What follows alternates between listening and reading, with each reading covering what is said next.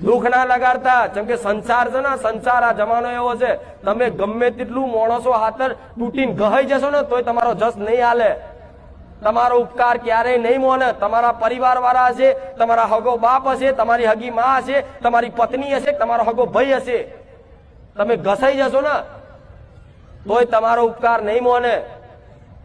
એક નોની અમથી કામ હારા કર્યા ને એક અમથી ભૂલ થઈ જાય ને તમને તરછોડી દેશે. આ સંસાર આવો છે, માયા એવી છે ભગવાનની. તો આ બધામાં છે ને પડવાની જરૂર નહીં. તમારે છે ને ખાલી તમારા કર્તવ્યનું પાલન કરો. આજ જેમ મારો દીકરો છે, તમારા દીકરો કેવું કર્તવ્યનું પાલન કરે છે કે એના અહીં બેહવાનું અને બેહીને મને માતા સ્મરણ કરી અને મને માતાને બોલાવવાની અને લાખો ભક્તો વચ્ચે મારા પ્રવચન કરવાના અને બે હારી વાતો કરી અને મારો દીકરો અહીંથી જાય ને એટલે બીજે દાડ ભૂલી જાય કે હું ગાદીપતિ છું. એનું જે કામ કરતો હોય ને એ રોજનું કામે લાગી જાય.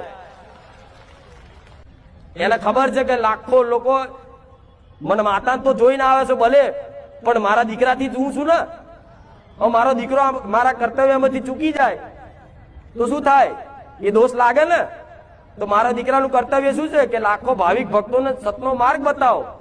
એટલે મારો દીકરો અહીં બોલાવું છું ને તો આ મારું કર્તવ્યનું પાલન થાય છે ને. હું તમારી જોડે કઈ આશા રાખું છું કે ભાઈ હું તમારા કામ કરું તો મને 5000 આલજો, હું તમારા કામ કરું તો મને